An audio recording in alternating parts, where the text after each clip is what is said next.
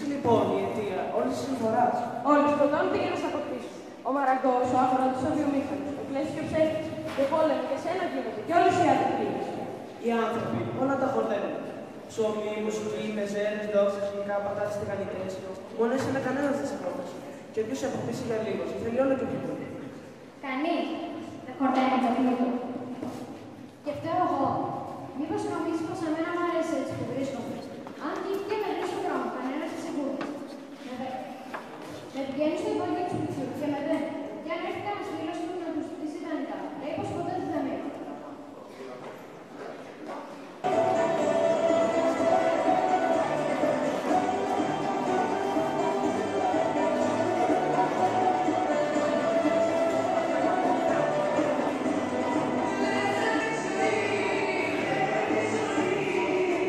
Τι δουλεύατε να σκαρώσει με ανάγκη. Αμέσως σταματήστε.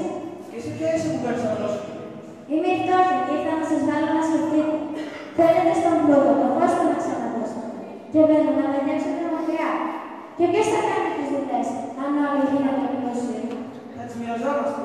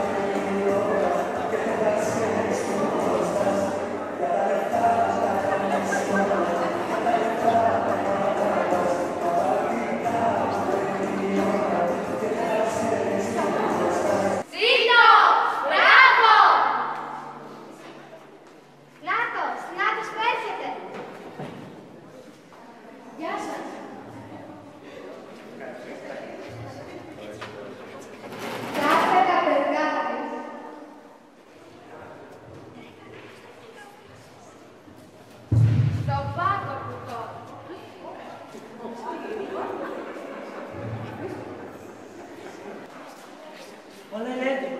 Μόνο να ανάψετε κανένα φως για την οθόνη. Όλοι μαζί, ας πάμε τον πλούτο μέχρι το σπίτι του, πίσω από το Παρθενώνα. Καριώνα, πήγε να τον φωνάξει από μέσα την κάτω να φορτωθεί το τσουκάλι με τη φασολάδα. Ελάτε, πάμε κι εμείς μαζί. Να φάμε και να πιούμε.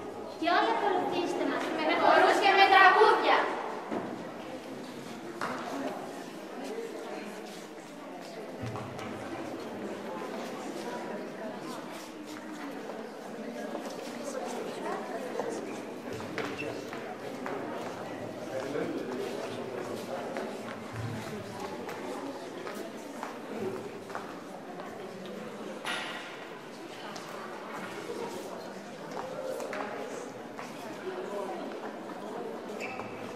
Οι αρχαίοι Έλληνες έχασαν το πλούτο, αλλά τον ξαναβρήκαν. Εμείς σήμερα θα το βρούμε.